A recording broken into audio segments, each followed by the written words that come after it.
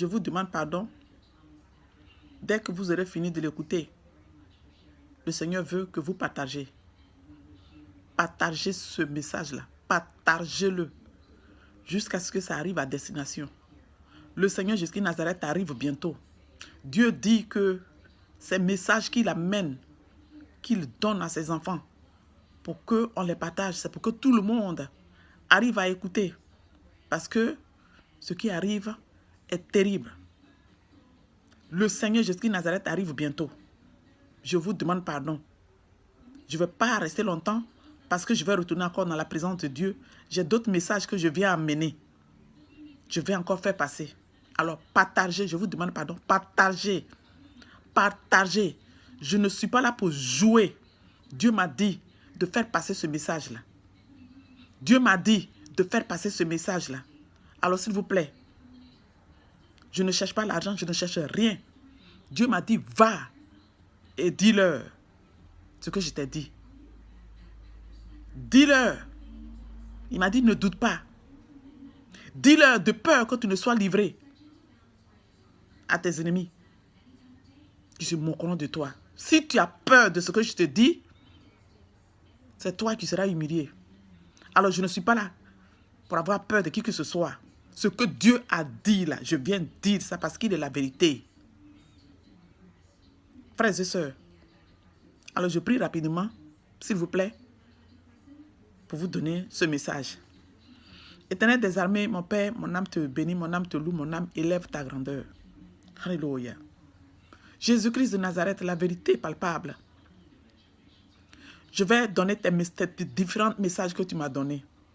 Seigneur, pour tes fils, je prie que tu reprimes maintenant tout esprit outre ton Saint-Esprit dans ce lieu. Cette langue qui est dans ma bouche, Seigneur, consume-la maintenant. Tout ce qui ne confesse pas ton nom qui est à moi, alléluia, reprime-les maintenant jusqu'à Nazareth. Et toi, viens régner sur moi, à moi, et parle, Seigneur. Alléluia, car je ne suis rien. Mon âme te bénit, Jésus-Christ Nazareth. Tout parler en langue qui ne vient pas de toi, Seigneur Jésus-Christ Nazareth, soit tenu captif, Seigneur, consume les précipités dans l'abîme des ténèbres. Et que ce soit toi, alléluia, qui parle, Seigneur Jésus-Christ Nazareth. Que toutes les mauvaises, Jésus-Christ Nazareth, langues, soient liées, consumées, brûlées. Et toi, sois libre, mon Seigneur. Je te bénis, je te loue. Touche tes enfants qui vont écouter tes messages. Toi-même, fais ton travail parce que je ne connais rien. Tout ce que tu es en train de me dire, je ne savais pas. Je ne connais d'Adam ni d'Ève. Si toi, tu ne me les révèles pas. Alléluia, mon âme te bénit. Mon âme élève ta grandeur, que toute ta paix te revienne. Que ton honneur te revienne. Au nom puissant de Saint Jésus Nazareth que j'ai prié. Amen, amen, amen. Frères et sœurs, je suis là pour vous donner un message très important. Le Seigneur veut que vous partagez. Ce message-là, c'est pour un homme de Dieu. Le Seigneur m'a dit, Jésus Nazareth m'a dit de ne pas critiquer les hommes de Dieu. Alors, les messages qu'il me donne pour les hommes de Dieu, ce n'est pas pour les critiquer. C'est pour véhiculer les messages pour qu'ils apprennent ce que Dieu dit et qu'ils se repentent. Ce n'est pas pour critiquer, ce n'est pas pour dire ouh, ouah, ouah, ouah, ouah, ouah. Non. Dieu ne veut pas. Dieu dit que celui qui critique un homme de Dieu le critique. Qu'il soit bon ou qu'il soit faux, c'est entre lui et son Dieu. Je ne suis pas là pour critiquer les hommes de Dieu. Ce message que je vais faire passer, Dieu veut qu'on véhicule ce message-là à son fils. Il y a d'autres messages qui arrivent encore. Parce que la fin du monde est proche. Dieu a dit. Alors, quel est le message? Ce message-là est pour le pasteur. Saint-Esprit, rappelle-moi, parce que je ne le connais pas. Son nom, Tunasi. Tunasi. Le pasteur Marcelo Tunasi. Merci Saint-Esprit. Notre Dieu qui nous connaît. Tous. Ce message-là est pour le pasteur Marcelo Tunasi. Dieu a dit. Si vous le connaissez, véhiculez ce message-là pour que ça arrive à destination, pour que l'homme de Dieu apprenne le message. J'étais en train de prier. frères et sœurs. Et le Saint-Esprit m'a enlevé. Alléluia. Dieu m'a enlevé, il m'a amené dans un pays que je ne connais pas.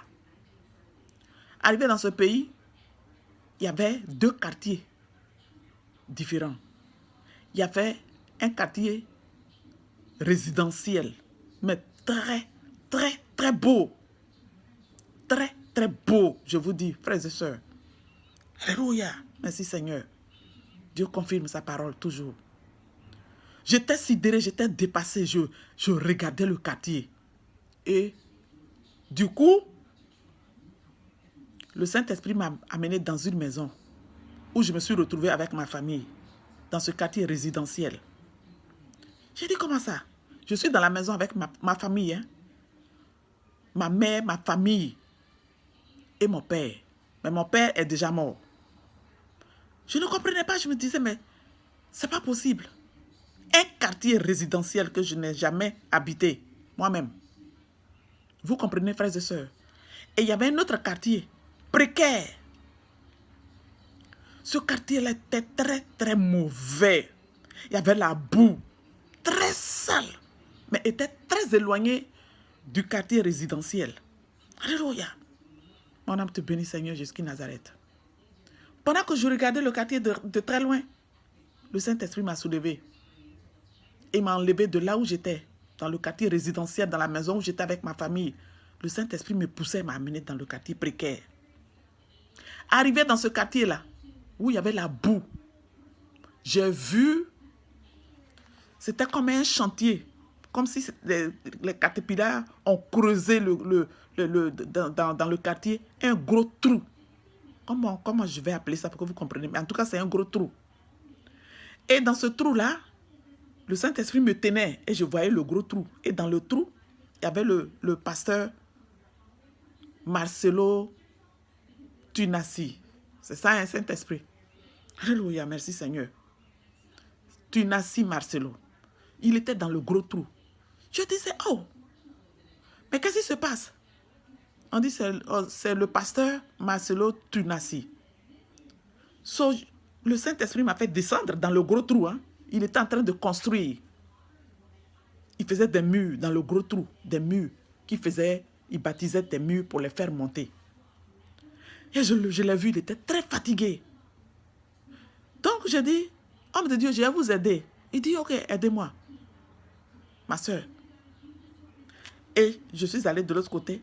J'ai fait monter les briques là. Mais mes briques que je montais, elles étaient rapides. J'ai dit, oh, mais qu'est-ce qui se passe? Pourquoi l'homme de Dieu, mais les briques là ne sont pas, ça ne pèse pas? Comme il est fatigué, je vais l'aider. J'ai commencé à faire monter les briques là de mon côté jusqu'en haut. Et lui, il était là, en train de soulever ces briques là. Mais on dirait que ces briques là pesaient. Oh, le pauvre. J'avais mal au cœur, frères et sœurs. Du coup, moi qui étais habillé dans ma robe descente, voilée, je me suis vu, je faisais monter les briques. Mais c'était des gens qui me disaient, oh, il y avait des gens qui se moquaient du pasteur. Oh, au lieu de finir sa maison, au lieu de bâtir sa maison, il est en train de regarder les cuisses et les pieds de la femme qui est en mini-jupe là. Je comprenais, mais je ne savais pas que c'était de moi les gens parlaient. Et moi, je construisais la maison pour aider l'homme de Dieu. Du coup, les gens sont en train de rire. Ils le regardaient, puis ils riaient. Et puis, ils me regardaient et riaient. Donc, j'ai tourné ma tête, je regarde. Il y avait des gens qui se moquaient. Et il y avait aussi des morts. Je vous dis, hein, des morts qui sont là, en train de se moquer du pasteur aussi. J'ai dit, de quoi? Des gens qui sont morts, des squelettes. Des morts qui se moquaient du pasteur. J'ai dit, mais qu'est-ce qui se passe? Il dit, mais tu ne vois pas? Tu es rentré ici, là, dans sa maison ici, là, en robe longue, mais tu t'es retrouvé en mini-jupe. Ma tête qui était voilée, ma tête là n'était plus voilée. C'était comme si on m'avait mis des mèches. On m'avait maquillé. On dirait que quelqu'un m'a maquillé. J'étais surprise, j'avais peur. J'ai dit, mais ça c'est quoi ça? Qu'est-ce qui se passe, Seigneur? Jésus, mais qu'est-ce qui se passe? Seigneur, mais qu'est-ce qui se passe? Du coup, le Saint-Esprit qui m'a fait descendre dans le gros trou où le pasteur Marcelo était, le Saint-Esprit m'a soulevé encore. Et pendant qu'il m'a soulevé, et puis il me ramenait dans le quartier présidentiel, je n'étais plus en mini-jupe, hein. Je n'avais plus les mèches, je n'avais plus les boucles d'oreilles, je n'avais plus les rouges à lèvres, je n'avais plus tout ce que j'avais. Et puis, les gens se moquaient du pasteur et les morts aussi se moquaient du pasteur. Je disais, mais Saint-Esprit, je ne voyais pas, hein, le Saint-Esprit m'amène. Je dis, Seigneur, je sais que c'est toi qui m'as amené dans ce trou. Et c'est toi qui me ramène à la maison, c'est toi qui es en train de me pousser. Mais je ne comprends pas ce qui vient de se passer. Un mort qui se moque de quelqu'un qui est en vie. Seigneur, qu'est-ce qui se passe? Alléluia. Frères et sœurs. Et le Seigneur me dit, qu'il ne sorte de vos bouches. Le Seigneur m'a dit, Éphésiens chapitre 4, verset 29. Et Éphésiens chapitre 5, verset 4 jusqu'à 5. Je ne sais pas si je vais tout lire, mais permettez-moi de lire rapidement. Je dis, mais je ne comprends pas, Seigneur. Éphésiens chapitre 4, verset 29. Et Éphésiens chapitre 5, verset 4. Sorry, I'm so sorry. Jusqu'à 5. Je ne comprends pas, Seigneur. Frères et sœurs. Le Seigneur me dit, avant de lire ce que je vous ai donné là, le Seigneur me dit, dis-lui. Est-ce qu'il connaît le nombre de ses cheveux? Alléluia. Merci, Seigneur. Demande au pasteur. Marcelo Tunasi. Je vous demande pardon, je suis désolé si je prononce mal, mais c'est le message que j'ai reçu, je ne le connais pas du tout. Donc j'ai du mal à prononcer son nom, mais c'est le Saint-Esprit qui m'a montré, qui me l'a montré. Alléluia. Il dit, dis-lui, demande-lui, est-ce qu'il connaît le nombre de ses cheveux? Est-ce qu'il connaît le jour, le dernier jour qu'il va passer sur la terre? Et il me combat. Peut-il me combattre? Alléluia. Alléluia. Makou, Yabaka. Alléluia. Makou, Kabaya Ozuku. Alléluia. Le Seigneur demande au pasteur Marcelo Tunasi, est-ce qu'il connaît le nombre de ses cheveux? Est-ce qu'il connaît le jour, le dernier jour qui va passer sur cette terre? Et pourquoi il combat le Seigneur Jésus-Christ Nazareth? Dieu a dit, alléluia. Frères et sœurs, le Seigneur m'a ramené dans le quartier résidentiel. Mais je ne comprenais pas. J'ai dit, mais Seigneur, je vais aller lire les 2 passages bibliques que tu m'as donnés. Mais je ne comprends toujours pas. Et mon père qui est mort il y a longtemps, on est dans une maison résidentielle. Qu'est-ce qui se passe? Frères et sœurs, la révélation s'est arrêtée. Je me suis mise à prier, j'ai dit, mais je ne comprends pas. Dieu de toutes choses cachées, que veux-tu me dire? S'il te plaît, aide-moi. Le Saint-Esprit me dit, dis ce que je t'ai donné. Va lire Éphésiens chapitre 4, verset 29. Et va lire Éphésiens chapitre 5, verset 4 jusqu'à 5. Prenez et lisez. Mais je vais lire rapidement pour ceux peut-être qui n'ont pas leur Bible. Éphésiens chapitre 4, verset 29. Frères et sœurs. Éphésiens chapitre 4. Éphésiens chapitre 4, verset 29. Dieu dit qu'il ne sorte de votre bouche aucune parole mauvaise, mais s'il y a lieu, quelques bonnes paroles qui servent à l'édification et communiquent une grâce à ceux qui l'entendent. Maintenant, Éphésiens chapitre 5, verset 4 jusqu'à 5. Je ne sais pas si je vais tout lire, mais je lis la parole de l'Éternel. Qu'on n'entende ni paroles déshonnêtes, ni propos insensés, ni plaisanteries, choses qui sont contraires à la bienséance. Qu'on entende plutôt des actions de grâce. Frères et sœurs, le Saint-Esprit me dit, va jusqu'au 5. Donc je vais jusqu'au 5. Car Sachez-le, aucun impudique ou impur ou cupide, c'est-à-dire idolâtre, n'a d'héritage dans le royaume de Christ et de Dieu. Alléluia. Merci Seigneur, a dit l'Éternel. J'ai fini de lire, j'ai dit, mais Seigneur, j'ai fini de lire, comme tu m'as dit de lire. Qu'est-ce qui se passe? Le Seigneur dit que le Saint-Esprit, s'il te plaît, rappelle-moi son nom, le pasteur Marcelo Tunasi.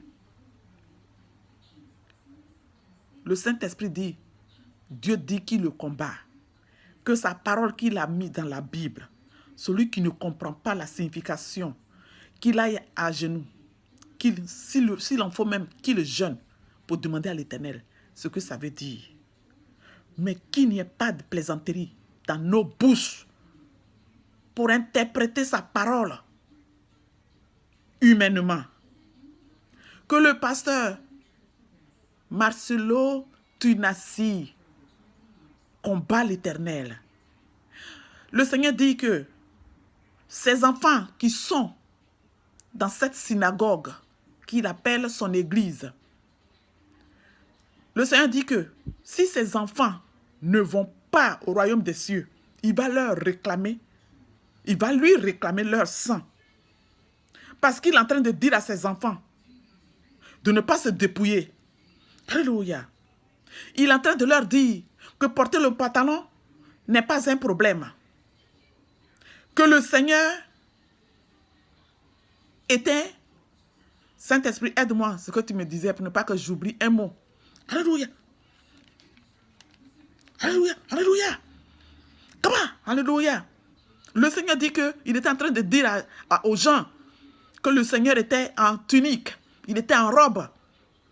Au temps où le Seigneur était en robe, il y avait des gens. Oh, alléluia. Le Seigneur dit, dis-leur de se dépouiller tous. Je ne veux rien attendre. Amen. Le Seigneur dit, tu n'as pas d'explication à leur donner. Ils ont les Bibles. Kaba. Et ils se font appeler hommes de Dieu. Qu'ils me demandent s'ils ne comprennent pas les Écritures. Au lieu d'expliquer les Écritures humainement à mes âmes, qu'ils perdent, a dit l'Éternel. Alléluia. Dieu dit, celui qui est sûr qu'il est pasteur, qu'il est appelé de Dieu, si dans son église, il n'enseigne pas le dépouillement, la repentance, la sainteté, et que son église est remplie, il demandera les sangs de ces âmes qu'ils enseignent. Mais ce message-là, c'est pour Marcelo Tunasi, d'abord. Alléluia. Dieu dit que le temps est proche, qu'il est temps que Marcelo dépouille cette église. Oh non, c'est moi qui appelle ça église, mais le Seigneur a dit synagogue. Alléluia. Merci Seigneur. Qu'il les dépouille. Il dit ces âmes qui sont là-bas, qu'il les dépouille. Frères et sœurs, je vous dis vrai, je ne vous mens pas. Il y a un an de cela, il y a un pasteur aussi que je ne connais pas, que le Seigneur m'a montré. Il s'appelle... quel était le nom de on l'appelle un pasteur, le pasteur le plus riche de ce monde entier. Un Africain. Seigneur, quel était son nom? S'il te plaît. Allez-y sur YouTube, sur mon truc, vous allez retrouver c'est la vidéo que j'ai mis là-bas. Alpha Lucalo. Alpha Luco. Un Africain qui a son église comment on appelle ça, en Afrique du Sud. Le Seigneur me l'a montré. C'était l'enlèvement. Et il était dehors avec toute son église. Et pendant que les gens rentraient à l'église, j'intercédais. Je priais pour lui, j'intercédais. Jusqu'à ce que Dieu le touche. Hello. Yeah, man. Let me finish. doing? Yeah. Give me a few seconds, okay? I have one message from You got God. one missing? Yes, from God. So let me finish real quick. I'm giving the message to the people and we're going to talk, all right, hon? Sure. Donc, ce pasteur, comment il s'appelait? Saint-Esprit, rappelle-moi son nom, s'il te plaît. Alpha Luco. Dieu m'a dit de se repentir, qu'il dépouille son église pour ne pas qu'il soit humilié. Mais comme j'avais prié, Dieu avait pris ce message-là, il avait dit ce message-là comme il voulait. Je ne sais pas s'ils ont donné le message, ils ont distribué le message aux gens.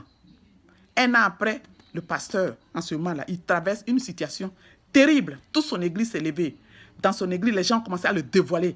Tout ce qu'il faisait, Dieu m'avait montré que quand il faisait cette délivrance et tout ça, et il voyait les gens, c'était un démon. Le démon qui parlait s'appelait Elisabeth. All right, I gotta go to the bathroom. Yeah, I'm coming. I'll be out. All right, ma'am. Donc, quand j'ai fait passer ce message, je ne sais pas si les gens ont distribué, s'ils ont donné aux gens, I don't know. Jusqu'à ce que le pasteur soit mis dehors, soit humilié publiquement. Alors, quand les messages de Dieu viennent là, vous, mes frères et sœurs, véhiculez-les. Et vous, les hommes de Dieu, quand vous apprenez, s'il vous plaît, priez, demandez à Dieu si cela vient de Dieu. Et repentez-vous. Ne minimisez pas les témoignages. Parce que plus vous les minimisez, quand ça tourne maintenant, grave au grave, c'est les hommes de Dieu, c'est les noms de tout le monde. Alors que quand on parle de l'homme de Dieu, on parle de Dieu. Dieu ne veut pas qu'on critique. C'est loin. Que la gloire de l'Éternel lui revienne.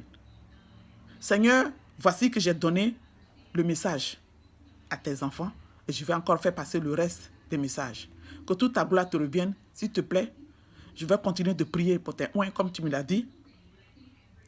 Je te demande pardon. Alléluia. Pour eux tous, touche-les et que nous te revenons tous intégralement au nom puissant de Seigneur Jésus-Christ Nazareth. Que j'ai prié. Amen, amen, amen.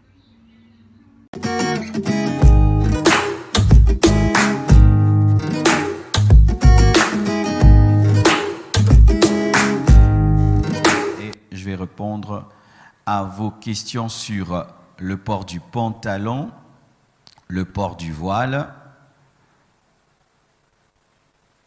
le port des bijoux, des tresses, des habits somptueux. Donc toute cette doctrine de Paul qui crée des confusions, le ministère de la femme. Donc c'est sur cela que je vais parler. Amen. Donc, c'est 4 points. OK. Allons-y. Le port du pantalon. Il y a des églises qui enseignent qu'une femme chrétienne ne peut pas porter un pantalon. Et aujourd'hui, avec l'Internet, tout le monde est enseignant, tout le monde prend une caméra, enseigne et peut avoir des vues, 10 000, 100 000 vues, et il y a des chrétiens qui sont troublés à ce sujet. Est-ce qu'une servante de Dieu peut porter un pantalon? Amen. Voici la réponse. Le verset qui est utilisé pour s'opposer au pantalon, le voici. On peut m'allumer cet écran, s'il vous plaît. Deutéronome 22, verset 5. Deutéronome 22, verset 5, la Bible dit ceci: « Une femme ne portera point un habillement d'homme, et un homme ne mettra point des vêtements de femme, car quiconque fait ces choses est en abomination à l'Éternel, ton Dieu. » Amen. C'est le bon verset, hein? Ok. Alors, ces personnes qui interdisent le pantalon disent qu'un homme ne peut pas porter l'habillement de la femme et la femme ne doit pas porter l'habillement des hommes et disent que le pantalon, c'est l'habit des hommes. Et si la femme porte un pantalon, elle a porté un habit d'homme, elle a péché contre Deutéronome 22, verset 5. OK? Ma question, parce que moi j'aime répondre aux questions par des questions. Est-ce que le pantalon, à la base, à son origine, est un habit d'homme ou est-ce qu'il n'y a que des pantalons d'hommes? Et encore, voici ma question. Est-ce que lorsque Moïse, parce qu'il s'agit de Moïse, parlait dans Deutéronome 22, verset 6, les gens portaient des pantalons? Amen? Non, les gens ne portaient pas de pantalons en ce temps-là. Quel était le vêtement en ce temps de Deutéronome 22, verset 5? Les femmes portaient des robes et les hommes portaient quoi? Des robes. Amen, hein? Je vous dis toujours que prier ne doit pas te rendre bête. Amen. Si seulement tu pries, tu deviens bête. Moi, je n'engendre pas de tels chrétiens. Amen. Alors, quand quelqu'un te donne un verset, tu dois le ramener dans son contexte. Amen. Hein? Il ne faut pas directement pantalon. Moïse ne voyait pas un pantalon, il voyait une robe. Donc, qu'est-ce que Moïse disait? Moïse disait qu'une femme ne peut pas porter une robe d'homme et un homme ne peut pas porter une robe de femme. Parce qu'il y avait des robes des hommes et les robes des femmes. Comme aujourd'hui, il y a des pantalons des hommes et des pantalons des femmes. C'est tout.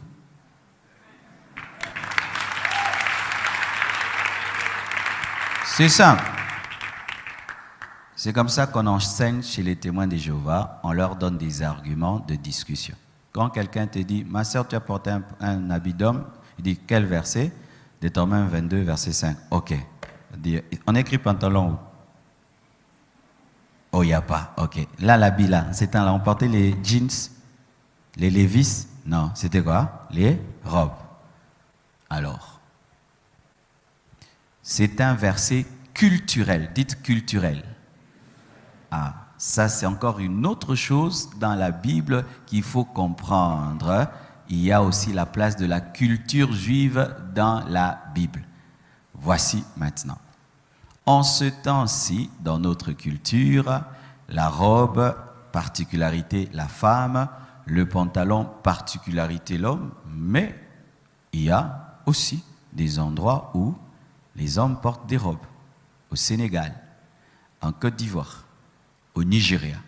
Tu vas dire qu'ils pêchent? Ils ne pêchent pas. C'est leur culture.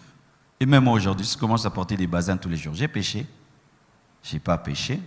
Jésus lui-même portait un pantalon. Quand il reviendra en pantalon. Alors Jésus a porté un habit de femme. Il y a des pantalons d'hommes et des pantalons de femmes. Je suis en train de venir, hein, parce qu'il y a des sœurs qui sont très heureuses. Alléluia! On arrive. Amen. Mais il faut d'abord être biblique. Il ne faut pas tordre les Écritures pour interdire des mauvaises choses. Vous comprenez ça? Hein? Quand tu veux interdire des mauvaises choses, ne tords pas la Bible. Interdis seulement les mauvaises choses. Mais ne tords pas les Écritures, ça va se retourner contre toi. Vous savez pourquoi? Les mêmes personnes qui enseignent ici au Congo, la femme ne peut pas porter les pantalons. Quand ils vont maintenant au Canada, où il fait très froid, leur femme porte les pantalons. Parce que là-bas, si tu portes la robe, tu vas mourir. Il fait des fois moins 10 degrés.